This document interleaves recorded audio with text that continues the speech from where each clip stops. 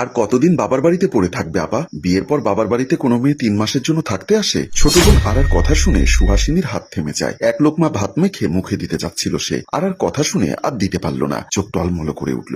জোরপূর্বক হেসে বলল, কেন বাবার বাড়িতে পড়ে আছিস? সেটা তো তোরা সবাই ভালো করেই জানিস। ওরা আমাকে প্রশ্ন করছিস কেন? তার মা নুন্নাহার বেগমও সবার সাথে টেবিলে বসে ভাত খাচ্ছেন। মেয়েদের কথা কানে পৌঁছাচ্ছে ঠিকই, কিন্তু জবাব দিচ্ছেন না। অনিমা তখন বলে উঠল, তাই বলে কি স্বামীর সংসার ছেড়ে বাপের বাড়িতে এসে পড়ে থাকতে হবে বুঝি সুহাসিনী? এতে ওদের কি লস হচ্ছে শুনি? ক্ষতি তো কিছুই হচ্ছে না, উল্টো ওদের বাড়ির চাল ডাল বেঁচে যাচ্ছে। তুমি কি বলতে চাইছো ভাবি? তোমাদের বাড়িতে এসে তোমাদের ঘরের অন্ন ধ্বংস করছি? কথাটা অবাক হয়ে দাঁড়িয়ে বলল সুহাসিনী। অনিমা বাঁকা হাসি দিয়ে বলল, তোমাকে কি একবারও আমি সেই কথা বলেছি? আমি শুধু বোঝাচ্ছি তোমায়। এইভাবে তো না বোঝালেও পারতে ভাবি। এমন তো নয় বিয়েটা আমি নিজের পছন্দে করেছি। বিয়ে তো তোমরাই আমায় দিয়েছো। এই দিনটার জন্য আমি দায়ী নাকি তোমরা? বিবেককে প্রশ্ন করে দেখো। কথাগুলো বলেই খাবারে পানি ঢেলে চেয়ার ছেড়ে উঠে যায় সুহাসিনী। রুমে গিয়ে অবাক হয়ে ভাবতে লাগলো তার মা কি করে তাকে একটা কথাও বলল না। দু চোখ বেয়ে পড়ছে নোনা পানি। নিজেকে কিছুতেই সামলে রাখতে পারছে না আজ সে। ফ্লোরে বসে বিছানায় মাথা রাখে সে। প্রতিটা মেয়ে বিয়ে নিয়ে অনেক স্বপ্ন দেখে, সেও দেখেছিল, কিন্তু নিয়মের বাধা পড়ায় সেই স্বপ্ন শেষ হয়ে গেছে। আজ রাত তার জীবনের সব থেকে দীর্ঘতম রাত মনে হচ্ছে। একবার ভাবলো ভোর হতেই তবে চলে যাবে কিনা, যেদিকে দু চোখ যায়। রাত গভীর হলো, ঘড়িতে তখন 3টা। দরজার কড়া নাড়ার শব্দে ঘুম ভাঙে সুহাসিনী। সে এখনো আগেরটার মতোই পড়ে আছে। মন খারাপের অস্থিরতা, চোখে অশ্রু নিয়ে কখন যে ঘুমিয়ে পড়েছে তা সে নিজেও টের পায়নি। আবারও দরজায় শব্দ হলো। সে উঠে গিয়ে দরজা খুলে দিল। নুন্নাহার বেগম খাবার হাতে নিয়ে দাঁড়িয়ে আছে। অভিমানে চোখ ফিরিয়ে ভেতরে চলে গেল সুহাসিনী। নুন্নাহার বেগম ভালো করে আশেপাশে তাকিয়ে ভেতরে ঢুকলেন। সুহাসিনীর মাথায় হাত বোলাতে বোলাতে বলল, খেয়ে নে সুহাস, খাবারের উপর রাগ করতে নেই। সেই বাড়িতে আমার অসহায়ত্বের জায়গা হতে হিমশিম খাচ্ছে, সেই বাড়ির দানা আমার পেটে সহ্য হবে কিভাবে মা? সুহাস। নুন্নাহার বেগম নিজেও অসহায়। মেয়ের এই অপমানের জবাব তিনি চাইলেও দিতে পারেননি। এই ব্যর্থতা তাকে কুড়ে খাচ্ছে। সুহাসিনী আবার কেঁদে উঠল। আমি তো ঠিকই বলেছি মা, যৌতুক নিয়ে বিয়ের 3 মাস পেরোতে না পেরোতেই যে কুচ্ছিত চেহারা ওনাদের আমি দেখতে পেয়েছি, তাতে তো ওই বাড়িতে আমার ফেরাটা অনর্থ। নুন্নাহার বেগম মেয়েকে সান্ত্বনা দিয়ে বললেন, শ্বশুর বাড়ির কটু কথা মেয়েদের সহ্য করতেই হয় মা। কেন? মেয়ে বলে দুমুঠো খাবারের জন্য অন্যের বাড়িতে যাওয়াটা বাধ্যতামূলক বলে? আমি বারবার বলেছিলাম এই বিয়েটা আমি করব না, কারণ আমি সবসময় যৌতুকের বিরুদ্ধে। সবচেয়ে বড় কথা হলো আমি জানি আমার পরিবার আহামরি ধনী নয়। তোমাদের দ্বারা যে এত কিছু দেওয়া সম্ভব নয় সেটা আজ করেই তো না করে দিয়েছিলাম। তাহলে আজ কেন সবকিছুর জন্য আমাকে এত কটূক্তি শুনতে হচ্ছে? ওরা তো ছোট বোন, ও কি বোঝে বল? ওর কথা শুনে মনে কষ্ট নিস না। কি বলো মা? ওদের কথায় আমি সত্যি কষ্ট পাইনি। আমার তো নিজের জন্য নিজের মায়া হচ্ছে। জীবনের একটা ভুল সিদ্ধান্ত মানুষকে কতটা খারাপ অবস্থায় এনে দাঁড় করায়। নুন্নাহার বেগম মেয়ের দুহাত ধরে শান্ত করে চোখের জল মুছছে। তারপর বললেন, এইসব বাদ দে তো এখন, খেয়ে নে চুপচাপ। আর তুই ইপ্তির সাথে কথা বল।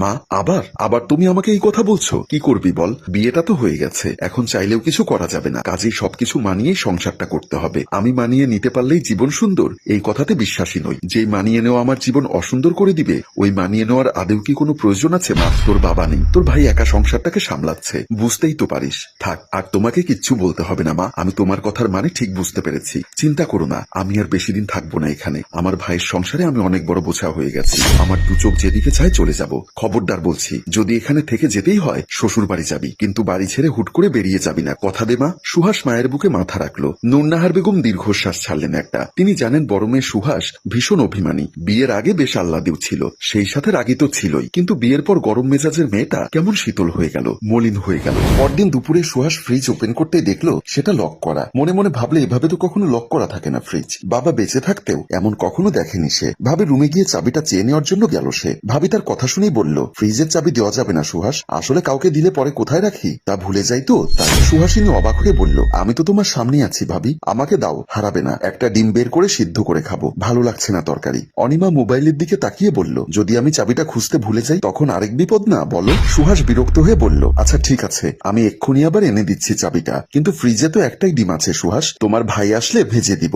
বোঝই তো পুরুষ মানুষ, যেটা সেটা দিয়ে তো আর ভাত দেওয়া যায় না। সুহাসিনী বুকের ভেতরে চাপা কষ্ট নিয়ে ছোট করে দিল, আচ্ছা ভাবি তুমি আবার কিছু মনে করো না, তোমার ভাইকে বলে কাল ডিম আনিয়ে রাখবো, তখন খেও। আরে না ভাবি, আমি আবার কি মনে করব, সমস্যা নেই। নুন্নাহার বেগম সোফায় বসেছিলেন। দূর থেকে রান্নাঘরের সবই দেখা যায়। উনি সবই পরখ করলেন। উনি থেকেও যেন নেই, কিন্তু কিছুই বলতে পারলেন না, কারণ একটা সময় পর সংসারের সবকিছুই ঘরের বউয়ের হাতে তুলে দিতে হয়। সুহাসিনী ড্রয়িং রুমে এসে মায়ের পাশে বসলো। মা মেয়ের দিকে চাইলেন, কিন্তু কিছুই বলতে পারলেন না। সন্ধ্যাবেলায় অলস সময় কাটে, কিছুই ভালো লাগছিল না সুহাসিনীর। হঠাৎ কলিং বেলের শব্দ হলো। দুপুরে খেয়ে রুমে গিয়ে ভাবি দরজা লাগিয়ে এখনো ঘুমোচ্ছেন। তাই সুহাস ভাবলো নিজেই দরজা খুলবে। দরজা খুলে দিতেই দেখলো তার ভাবি অনিমার বাবা এসেছে। কেমন আছো সুহাস? ভালো আছি, আপনি? আছি বেশ, আসুন ভেতরে বসুন। বাবার কণ্ঠ শুনে অনিমা দরজা খুলে চলে এলো ড্রয়িং রুমে। বাবাকে অনেকদিন অনেকদিন পর দেখতে পেয়ে দুজনেই দুজনকে জড়িয়ে ধরে। হঠাৎ তোকে দেখতে ইচ্ছা করলো অনিমা। নুন্নাহার বেগম বললেন, বাহ, বিআই সাহেব অনেকদিন পর এলেন। হ্যাঁ, এই তো মেয়েকে দেখে নিয়েছি, এখন চলে যাব। হাতে সময় খুব একটা নেই, লোক দাঁড়িয়ে আছে আমার জন্য।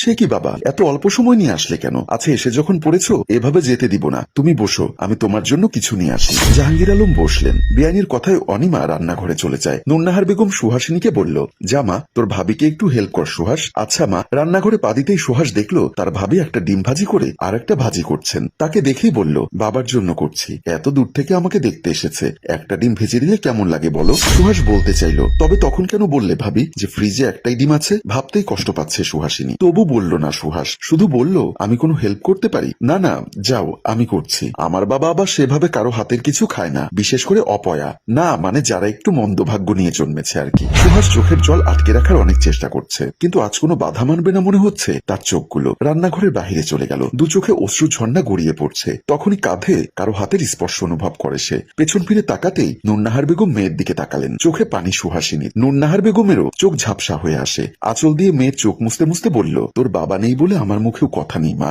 নিজেই তো ওদেরটা খাই পড়ি, সংসারটা এখন আর আমার নেই, এসবে মন খারাপ করিস না। সুহাসিনী মলিন হেসে বলল, বিয়ের আগে বাপের বাড়ি, বিয়ের পর অন্যের বাড়ি, ভাবির সংসার। ভেজা কণ্ঠে কথাটি বলেই মাকে জড়িয়ে ধরে সুহাসিনী। আনমনে ভেবে ওঠে, আজ রাতে আমার জীবনের সবচেয়ে কঠিন সিদ্ধান্তটা আমায় নিতে হবে মা, আমায় তুমি ক্ষমা করে দিও। প্রিয় ভিউয়ার্স, গল্পটা কেমন লাগলো অবশ্যই জানাতে ভুলবেন না। গল্পটির ভাবনা ও পরিচালনায় অভি, ক্যামেরায় শিহাব ও শাকিল এবং প্রযোজনায় মঞ্জুর মোর্শেদ। ধন্যবাদ।